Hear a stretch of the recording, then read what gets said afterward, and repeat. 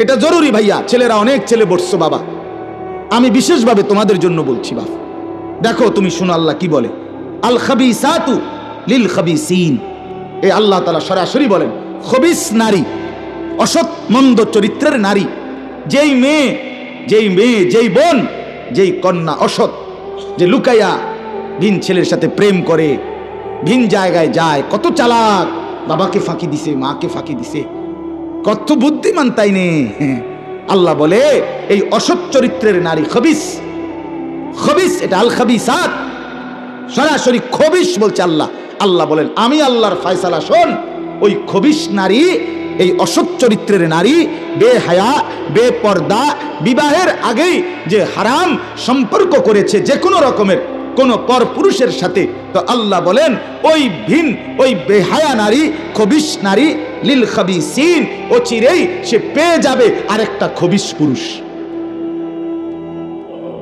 খবিস সঙ্গী।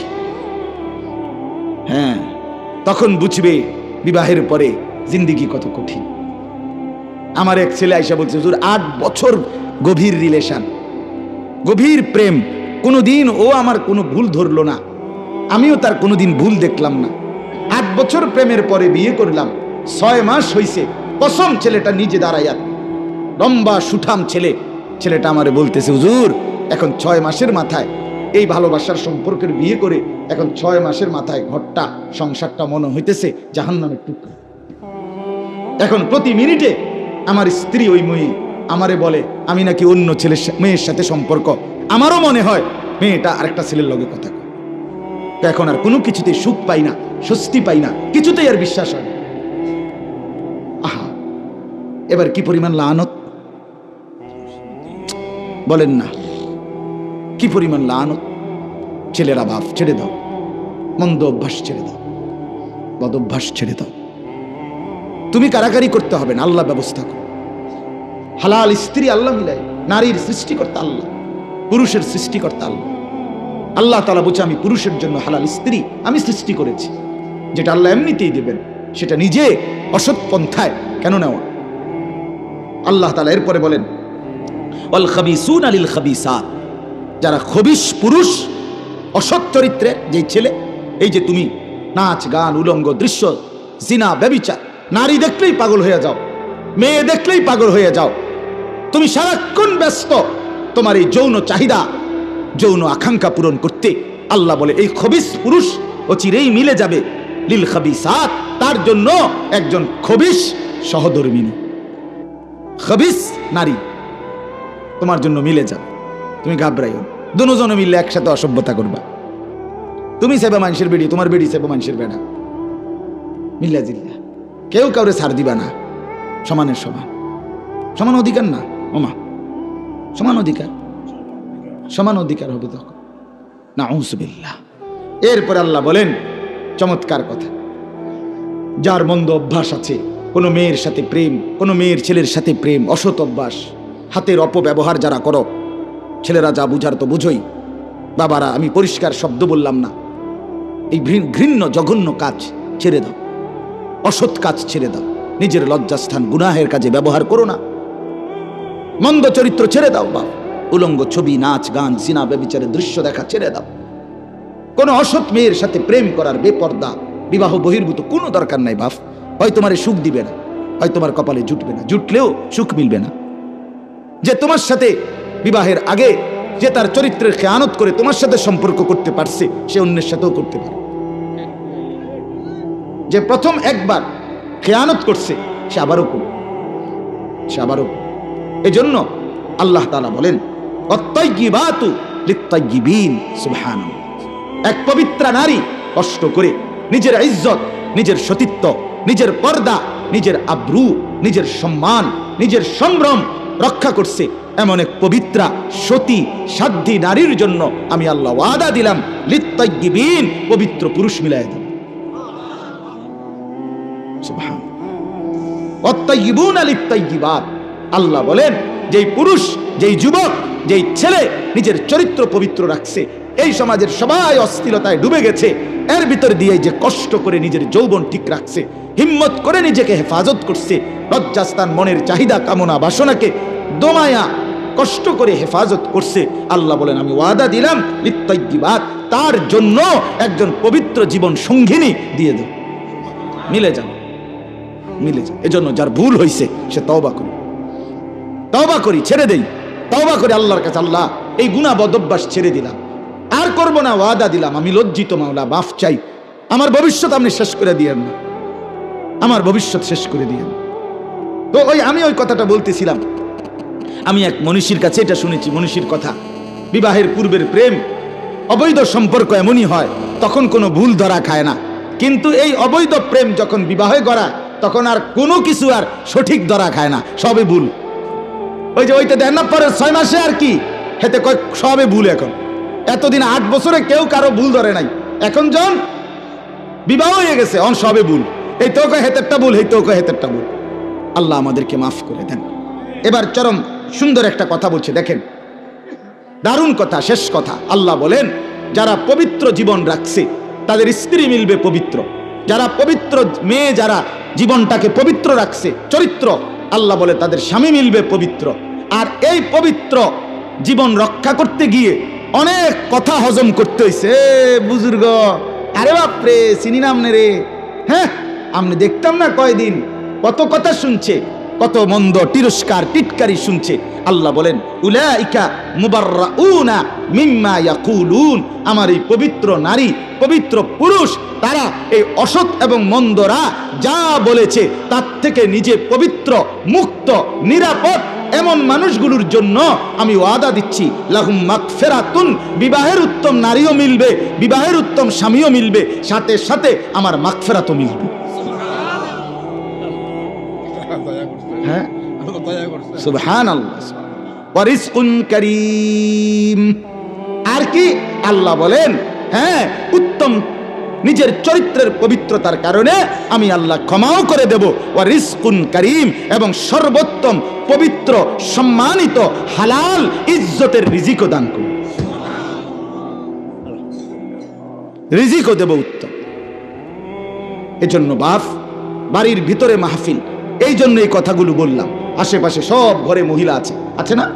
মা বোন শুনতেছে, প্রত্যেক ঘরে বোন আছে, কন্যা আছে, মুসলমানের মেয়েরা আছে, তাদেরকে বুঝান, তাদেরকে বলেন, প্রত্যেকে ছেলেরা তোমরাও ভালো থাকো, বাবারা আপনারাও ভালো থাকেন, আপনাদের কন্যাদেরকেও স্ত্রীদেরকেও ভালো রাখেন, প্রত্যেকের গুনাহ অপরাধের জন্য তওবা করেন, অশ্লীলতা, নাফরমানি, বেহায়াপনা, উলঙ্গপনা, খাবাসাত, নিকৃষ্ট এই জিন্দেগি থেকে নিজেকে বাঁচান।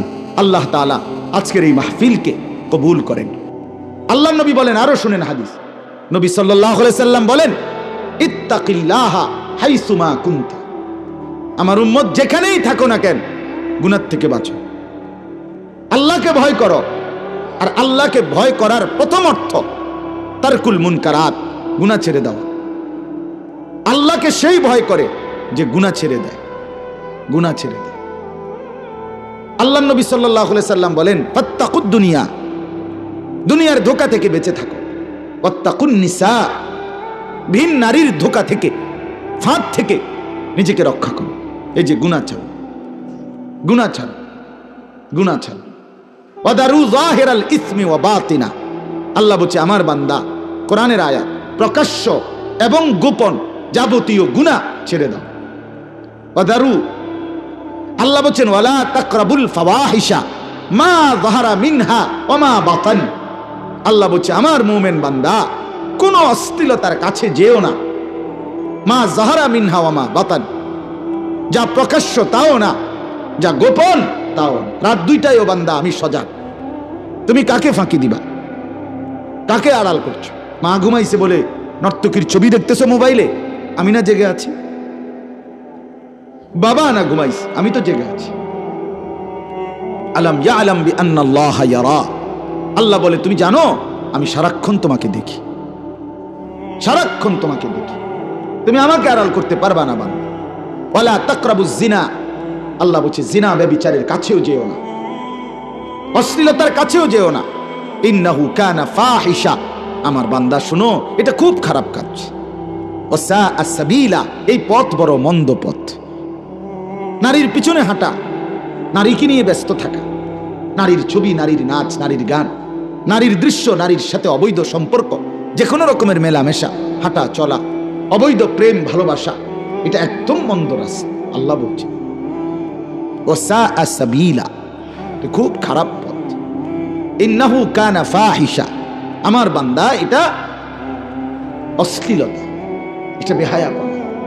আল্লাহ বলছেন ওয়ায়ানহা আনিল ফাহশাই ওয়াল মুনকারি ওয়াল বাগি, বান্দা আমি নিষেধ করছি তোমাদেরকে অশ্লীলতা থেকে, যাবতীয় গুনাহ থেকে এবং জুলুম থেকে। কারো উপরে জুলুম করো না। ইয়াইজুকুম, আল্লাহ বলে এটা কিন্তু আমি ওয়াজ করলাম।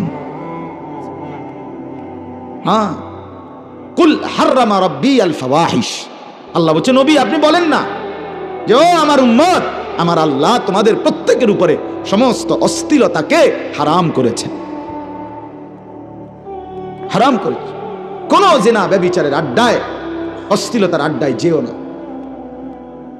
শুধুমাত্র লজ্জাস্থানের জিনা ব্যভিচার, বা এটাকে শুধু ব্যভিচার বলে না, নবী সাল্লাল্লাহু আলাইহি সাল্লাম বলেন আল আইনানে জিনাহুমা আন-নাযর, এই দুই চোখের জিনা আছে ভিন নারীকে দেখা, যাকে দেখার অনুমতি নেই।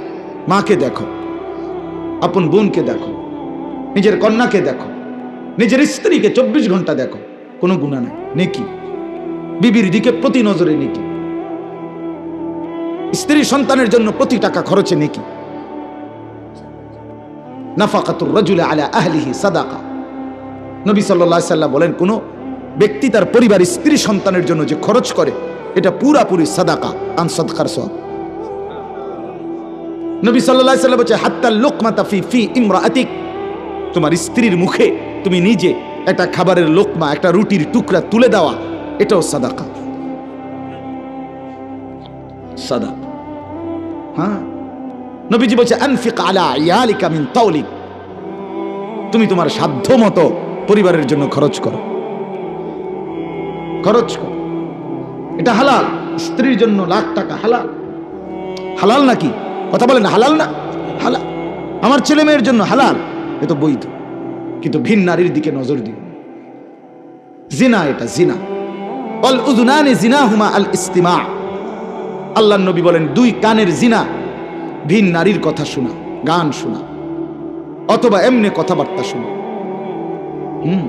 ওয়াল ইয়াদু জিনাহা আল বাতশ, নবীজি বলেন হাতের জিনা ভিন নারীকে ধরা, ছুঁয়ে দেখা। ওয়ার রিজলু ইয়াদা জিনাহু আল খুতা, পাও, দুই পাও, এটার জিনা ভিন নারীর দিকে, গুনাহের এই অশ্লীলতার দিকে হেঁটে যাওয়া। ওয়ান নাফসু ইয়াতামান্না ওয়া ইয়াহওয়া, নফসের জিনা, অন্তরের জিনা ভিন নারী, আর এই জিনা ব্যভিচার, অশ্লীলতা, গান বাদ্য, নাচ, মন্দ ছবি, এগুলো নিয়ে সারাক্ষণ জল্পনা কল্পনা করা, এটা জিনা। ওয়ায়ুসাদ্দিকু যালিকাল ফারজ আও ইউকাদ্দিবু, নবীজি বলে সর্বশেষ লজ্জাস্থান সেই জিনাকে চূড়ান্তে পরিণত করে অথবা করে না। কিন্তু এর আগেই জিনা হইতে থাকে, চূড়ান্ত হয় লজ্জাস্থানের দ্বারা, কিন্তু এর আগেই হতে থাকে। আমার বন্ধু, আমার দোস্ত, আল্লাহ তাআলা নিষেধ করছে গুনাহ থেকে বাঁচা, অশ্লীলতা থেকে বাঁচা, এই সমাজকে বেহায়াপনা থেকে বাঁচাইতে হবে। এই যে ছেলে মেয়েরা আপনারা যেইভাবে যথেচ্ছা তাদের হাতে বড় মোবাইল তুলে দিচ্ছেন, আপনাদের চোখের সামনে আপনাদের সন্তান নষ্ট হয়ে যাইতেছে, আপনারা জানেন না বাপ। আহা, আগামী প্রজন্ম কিচ্ছু পাইতেন না, আপনাদের নাম নিশানাও নিবে না। সারাদিন যে অসভ্য ছেলেগুলো মেয়েগুলো মোবাইল টিপে, এরা বাবারা আপনারা মরার পরে, এ ভাই বিদেশ যারা কত কষ্ট করে টাকা পয়সা রোজগার করেন, কলজাটা মাড়িত লাগা যায়, বুকটা মাড়িত লাগা যায়। প্রবাসীদের কষ্টের দৃশ্য তো আমি বহু দেখছি, কি পরিমাণ কষ্ট করে, কি পরিমাণ। আহা, সেই প্রবাসীর রক্ত পানি করা প্রখর রৌদ্রে 12 ঘন্টা, 14 ঘন্টা, 16 ঘন্টাও ডিউটি আছে। ওভার টাইম করলে 16 ঘন্টা ডিউটি। 16 ঘন্টা যদি একটা মানুষ ডিউটি করে, 24 ঘন্টার মধ্যে তার আর বিশ্রাম কোথায়? 8 ঘন্টা। ফাঁকি নাই, ফাঁকি নেই। ফাঁকি দিলেই ক্যামেরা মারে, গারামা, জরিমানা করে। এক সুতা, আমি উঠছি মাত্র 5 রিয়ালের ভাড়া, প্রাইভেট কার, সৌদি আরবে, সাথে সাথে দেখলাম ক্যামেরা মারলো, হে করলো হুজুর আমি তো সিট বেল্ট লাগাইছি না। বুঝেন নাই কথাটা? সিট বেল্টটা লাগাইছে না, গাড়িটা ছেড়ে দিছে, সাথে সাথে ক্যামেরা মারছে। পরবর্তী মিনিটেই মোবাইলের মধ্যে কি এসে পড়ছে? গারামা এসে পড়ছে মেসেজ। গারামা মানে জরিমানা, জরিমানা এসে পড়ছে। এত কঠোর কষ্ট করে টাকাটা রোজগার করে, সেই কষ্টের রোজগারের টাকা দেশে সন্তান দুই হাতে মোবাইল টিপা শেষ। সারা দিন রাত পারে না হাতে পায়ে মোবাইল টিপ, উলঙ্গ ছবি, নাচ গান, সিনা, মজার সাথে কিছু অসভ্য ছেলে পেলে মিলাই নিছে। হ্যাঁ, তার বাপ বিদেশ, আর সমস্যা কি? খা তারে, তার পয়সা শেষ কর, লুটের মাল। অথচ ওই বাচ্চারা কি পরিমাণ কষ্ট করছে সেখানে। বেটিটা বাজারে বাজারে ঘুরতেছে, স্বামী বিদেশ, আর কি টেনশন নাই, খরচ করো যা মন। 12 টাকার মাল 48 টাকা, 50 টাকার মাল 400 টাকা, খালাস। এই জন্য বললাম আমাদের সচেতন হওয়া চাই, আমাদের সচেতন হইতে হবে। নিজের পরিবার, নিজের স্ত্রী, নিজের ছেলে, নিজের মেয়ে, নিজে প্রত্যেকেই আমরা গুনাহ থেকে বাঁচতে হবে। আর প্রথম কথা হলো নিজেকে বাঁচান।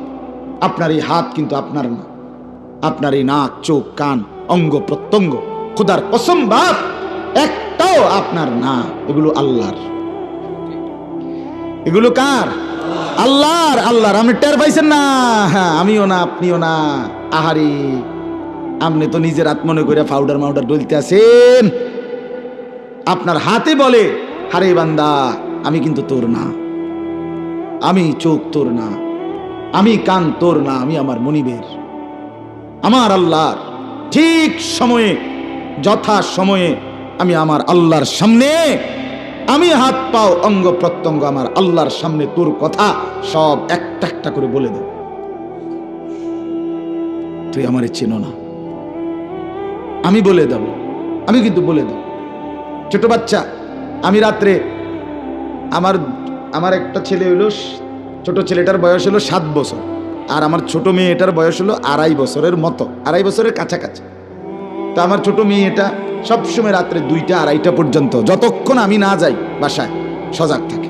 এর সিস্টেমে এটা যে আমি গেলে ঘুমায়, আবার সকালে 12টা পর্যন্ত যদি আমি ঘুমাই, আমার লগে এতক্ষণ ঘুমাই। অভ্যাস বানায় ফেলছে, হে নিজেই অভ্যাস হয়ে গেছে।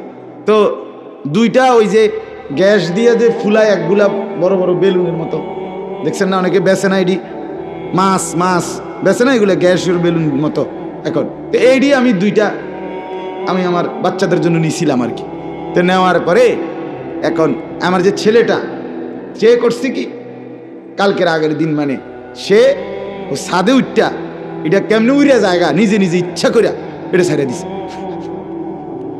হ্যাঁ, এটা চাইছে আর কি। এখন এটা যখন উড়িয়া গেছে গা তারটা, এখন ওই যে আমার যে মেয়েটার ছোটটার, এর যে আরেকটা আছে না হেডটা, এখন এইটা লইয়া হে কারাগারি, এটা নিজ্ঞায়। এখন এ তো এটা দেয় না, কান্দে। তা রাত্রে যখন আমি পরশুদিন, না জানি তার আগের দিন, 2:30-3টা বাজে আসছি, দাঁড়াইয়া গেটের সামনে বাসা, একারে ডুইকা মাত্র ঢুকতে দেরি আগে, আব্বু আব্বু ভাইয়াটা ছেড়ে দিছে, আমারটা নিজ্ঞায়, আমারটা নিজ্ঞায়, মানে বিচার। এইটার জন্য সে মানে রেডি, যে শুধু আমার দেখবো আর বিচারটা শুরু। তা আমি বুঝাইতে চাইলাম, হাত পাও চোখ নাক কান খোদার কসম বাপ একদম রেডি আছে, হাসরের ময়দানে দাঁড়াবে আর মালিকের সামনে বিচারটা দিয়ে দিবে, বিচারটা দিয়ে দিবে। এই কথাটাই এবার শুনে। কোরআনুল কারীমের 18 নম্বর পারা, কোরআনুল কারীমের 24 নম্বর সূরা, সূরাটার নাম সূরায়ে নূর। এই সূরার 24, 25, 26 3টি আয়াত আমি আপনাদের সামনে তেলাওয়াত করেছি। 1 নম্বর কথা হলো আখিরাতের কথা, যে আমাদের এই কথাটা বোঝেন, আমাদের এই মন্দ কাজ, আমাদের অন্যায় অপরাধ, হাতের দ্বারা, চোখের দ্বারা, নাকের দ্বারা, কানের প্রতি অঙ্গ, একেবারে ভিতরের বাহিরের, অন্তরের, কল্পনার সবকিছু আল্লাহ তাআলার কাছে আখিরাতে হাসরের ময়দানে আমাদের বিরুদ্ধে বিচার দিবে। কথা বুঝছেন কিনা? আরেকটা হলো আমাদের প্রত্যেকটা মন্দ ছেলেরা, তোমাদের কাছে আমি হাত জোর করে বলি, বাপ, যদি একটা ছেলেও আমার কথা বুঝে থাকো, আজকে অনেক দিন ধরে অনেকেই আমারে দেখতেছো, বাটপার সিটার কোনো এতদিন আইয়ে না এক এলাকায়, কথা বোঝেন নাই? সিটার বাটপার এতদিন কি এক এলাকায় আসে না, এতদিন মানুষের ভালোবাসা লাগে না, থাকে না। এজন্য আমি অনেক দিন যাবত আসি, বারবার আসি, কষ্ট হয়, মাহফিল মিলাইতে খুব কষ্ট, এখন আর গুছাইতে পারি না। ওই কামরুল ইমাম সাহেব হে আমার একবারে আসতো আনজা করে ধরিয়া জড়াইয়া ধরিয়া কইতেছে, কজরে আমার মাহফিল কয়টা মাহফিল আমার দিতেই হইব, আমার আর একবারে মুখ বাসে না, কিন্তু আমি তো মিলাইতে পারি না, কষ্ট হয় আমার। আমি এখন আবার গিয়ে বয়ান করতে হবে ওই মকিমপুর, আসরের থেকে মাগরিব আবার আমি বয়ান করছি ওই দেবিদ্দার বিংলাবাড়ি। আজকে বুঝিনি হিসাবটা, টাকার না, টাকার জন্য না, আপনারা খবর নিয়ে না আমারে, আমি টাকার জন্য দৌড়ে, আমার কয় টাকা কি এটা নিয়ে আমার কোনো মাথা ব্যথা নেই, আমি কুলাইতে পারি না মানুষের আবেগের সামনে, পরিচয়ের মহব্বতের দাবির সামনে কুলাইতে পারি না, না বলে পারি না, এই আশাই আশা ঘুরতে থাকি। তো এই জন্য বললাম যে ভাইয়া ছেলেদেরকে বলতে চাই, মন্দ অস্থিরতা মানে এটার আয়াতটার প্রথম 3টা আয়াত পড়ছি, প্রথম 2 আয়াত আখিরাতের ব্যাপারে, পরের আয়াত দুনিয়ার ব্যাপারে। আল্লাহ তাআলা বলছে, তোমরা যারা অস্থিরতা, মন্দ, অসৎ চরিত্র জিন্দেগির গঠন করেছ, তোমাদের দুনিয়ার পরিণতিটাও সুখকর হবে না, তোমরা দুনিয়াতে একটা বড় ক্ষতি হবে, সেটা হলো প্রত্যেক মন্দ সঙ্গী তার জীবন সঙ্গী পাবে মন্দ। এটা কোনো সন্দেহ না, আল্লাহ বলেন এটা আমি কইলাম। তুমি ছেলেটা অসৎ, তো অচিরেই তোমার একজন যে মূল জীবন সঙ্গিনী আসবে। এখনকার বন্ধু তো ক্ষণিকের, এগুলো কথা বলে না, স্কুল পাল্টাই এলে এই বন্ধু শেষ, ঠিক কিনা বলেন না? হাই স্কুল বদলাই এলে এই ফ্রেন্ড শেষ, কর্মস্থল বদলাই এলে চাকরি, তুমি গেছো গা চিটাং, আরেকজনের চাকরি হচ্ছে সিলেট, আরেকজনের মুরাদনগর, আরেকজনের নবীনগর, তো কে কার খবর রাখে? এই বন্ধুত্ব ক্ষণিকের, কিন্তু স্ত্রী দুনিয়ার দৃষ্টিতে সবচেয়ে দীর্ঘমেয়াদী বন্ধু, ঠিক কিনা বলেন? লম্বা সঙ্গী। ছেলে মেয়ের বিভেদ মানো না, তোমরা যারা পর্দা মেয়েরা করো না, আল্লাহ বলছে তোমাদের পরিণতি হবে, তোমাদের সঙ্গী মিলবে অসৎ।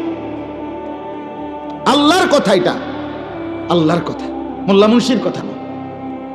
এই এবার তর্জমা শুনে আল্লাহ তাআলা বলেন, ইয়াউমা তাশহাদু আলাইহিম আলসিনাতুহুম ওয়া আইদিহিম ওয়া আরজুলুহুম বিমা কানু ইয়ামালুন। আমার বান্দা শোনো, ইয়াউমা সেদিন, হাসরের দিন, তাশহাদু আলাইহিম সমস্ত নাফরমানের বিরুদ্ধে সাক্ষী দেবে, আলসিনাতুহুম তার জবান, ওয়া আইদিহিম তার 2 হাত, ওয়া আরজুলুহুম এবং তাদের 2 পা সাক্ষী দেবে বিরুদ্ধে, বিমা কানু ইয়ামালুন যা তারা করেছিল দুনিয়াতে। আর কেমনি কইতো আল্লাহ? বাংলায় কইতো আর বলেন, আর কিভাবে বলতো? একেবারে পরিষ্কার বলছি কিনা? ইয়াউমা তাশহাদু আলাইহিম আলসিনাতুহুম ওয়া আইদিহিম ওয়া আরজুলুহুম। 1 নাম্বার হলো আল্লাহ বলেন তোমাদের প্রত্যেকের অসৎ মন্দ জিন্দেগির এই ক্রিয়াকলাপ, এখানে উদাহরণস্বরূপ বড় বিশেষ 3টা অঙ্গ, একটা হলো জবান, আরেকটা হলো হাত, আরেকটা হলো পাও বলছে, কিন্তু উদ্দেশ্য হলো পুরা দেহ, উদ্দেশ্য পুরা দেহ। আমরা বলি না যে কান টানলে মাথা আসে, বলি নাকি? কান টানলে মাথা আসে। কালকে আমি সুধন্যপুর আমার শায়েখ আরিফ বিল্লাহ হাকিমুন নফস আল্লামা মুফতি মুশতাকুন নবী কাসেমি হুজুরের মাদ্রাসার ইসলাহি মাহফিল ছিল।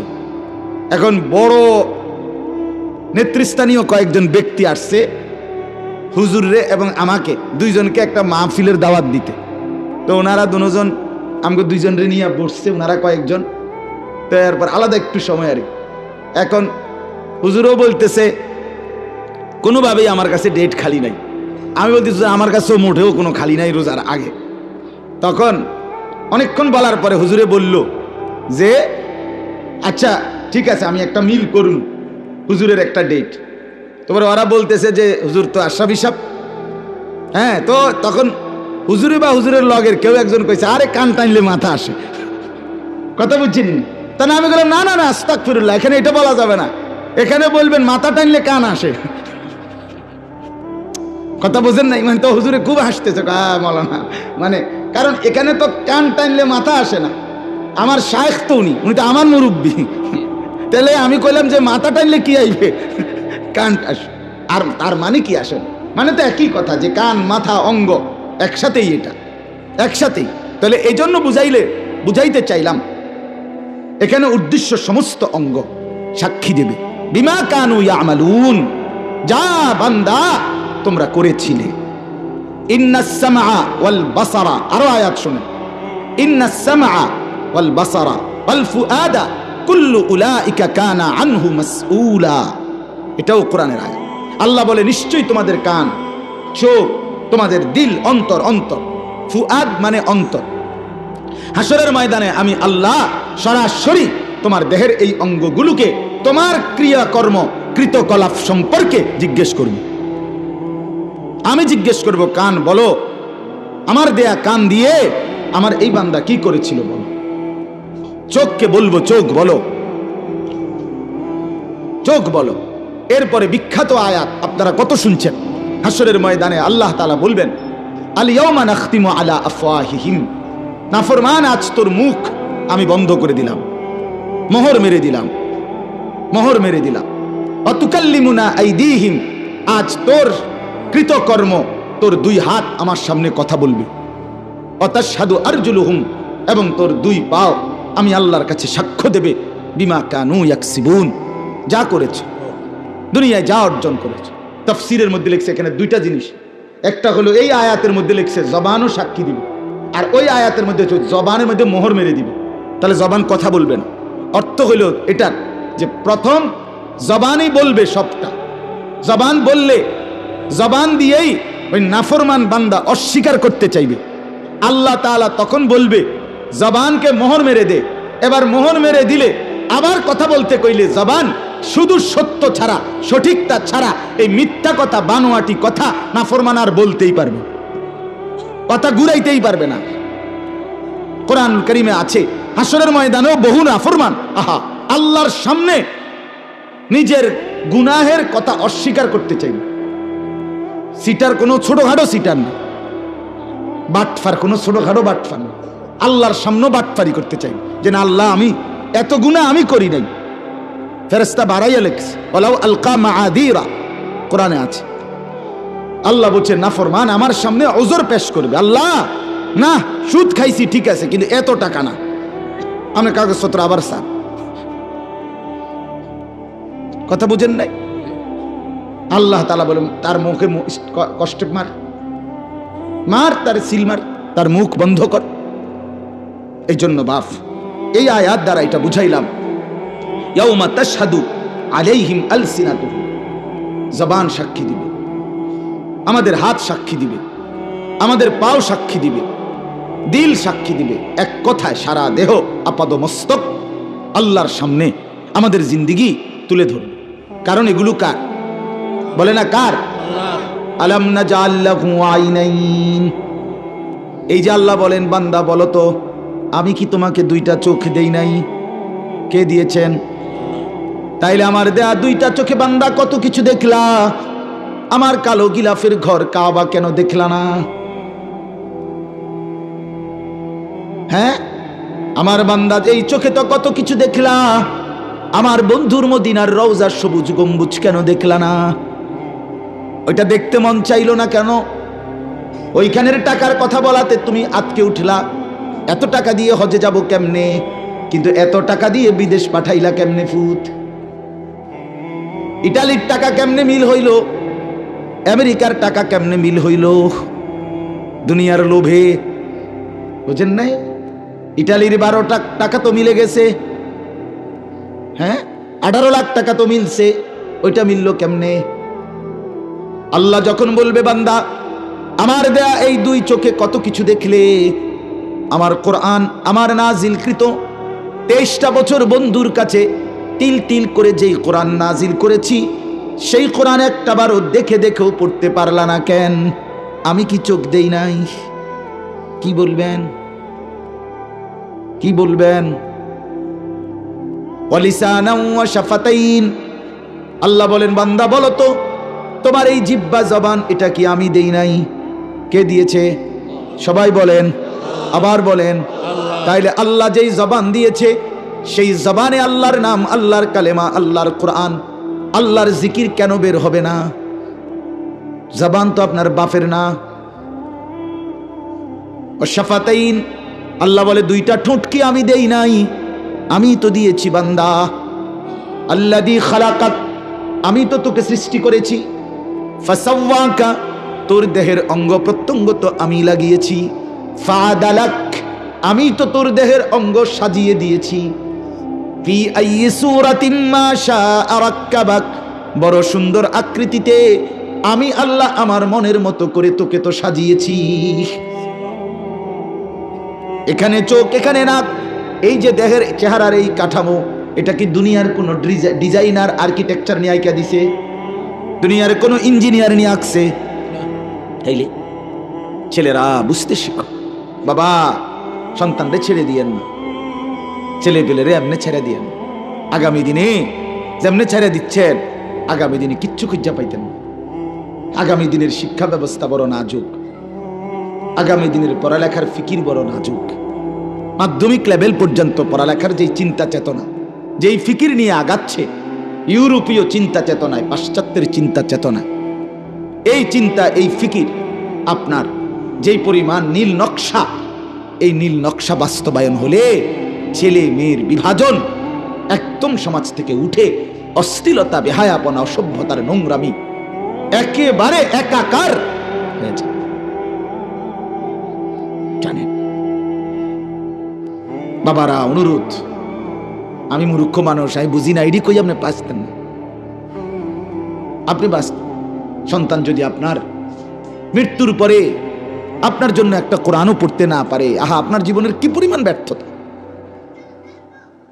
কি পরিমাণ। আরে মিয়া, আলগা হুজুর দিয়া দোয়া, হ্যাঁ, কাবা শরীফের ইমাম সাহেব দিয়েও যদি কেউ দোয়া করায়, আমার আব্বার লাগে আমার কলজার মধ্যে যেই ব্যথা, এটা কাবা শরীফের ইমাম সাহেবের দিলে আইব কেন? কথা বলেন না, কিভাবে কিভাবে সম্ভব?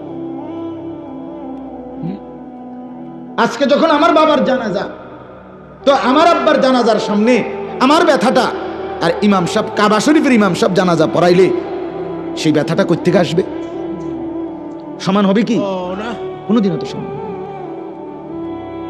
তাহলে সন্তান যদি আপনার নামই না নেয়, দোয়াই না করে, সন্তান যদি আল্লাহর কালাম পড়তে না পারে, আপনার পরবর্তী জীবনের প্রাপ্তি কি? কি পেলেন? আমার আব্বার 5 ছেলে, আমরা আলহামদুলিল্লাহ 5 ভাই মাদ্রাসায় আব্বা পড়াইয়া আলেম বানাইছে।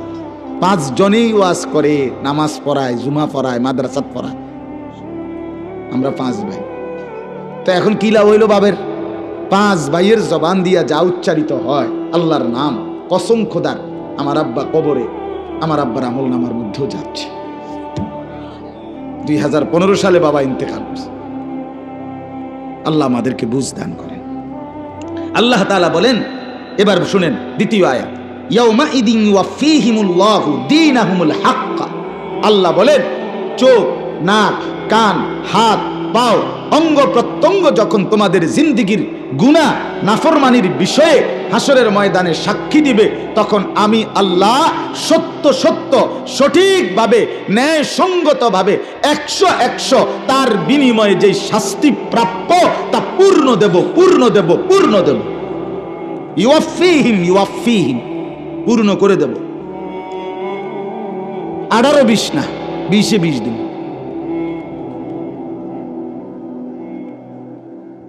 তুমি খামখেয়ালি মনে করো না আমারে, খামখেয়ালি। তোমার বিড়িখানার বদলা আমি দিমু, তুমি মনে রাখো, খাইতে থাকো। তোমার সাদওয়ারের বেডি সাউন, নাচ গাউন, নর্তকীর ছবি দেখুন, আমি বিনিময় দেবো। দেখো দেখো, দারহুম ইয়াকুলু ওয়া ইয়াতামাত্তাউ। আল্লাহ বলছে, নাফরমান, যা, ছেড়ে দিলাম তোরে, ভোগ কর দুনিয়া,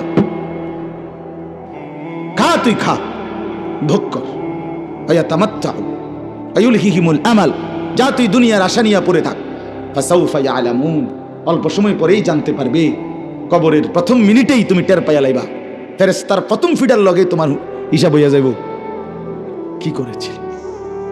এই যে ইয়াউমাইদিন ওয়াফিহিমুল্লাহ, আল্লাহ তাআলা বলেন আমি সেদিন হাসরের ময়দানে 100 দীনাহুম মানে প্রতিদান, আল হাক্কা সত্য সত্য দেব। ওয়ায়ালামুন, আর তখন প্রত্যেকটা নাফরমান বুঝতে পারবে, জানতে পারবে আন্নাল্লাহা হুয়াল হাক্কুল মুবিন, আল্লাহই সত্য, আল্লাহই সুস্পষ্ট বক্তব্য প্রদানকারী।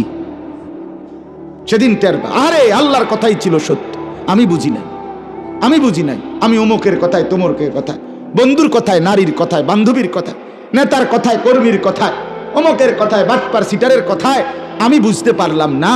আজ তো বুঝলাম হাসরের ময়দানে আইসা যে আল্লাহই সত্য, আল্লাহই মুবিন, সুস্পষ্ট বক্তব্য প্রদানকারী। আল্লাহর কথাগুলোই ছিল স্পষ্ট, আল্লাহর কথাগুলোই ছিল বাস্তব। আল্লাহ আমাদেরকে বুঝার তৌফিক দান করেন।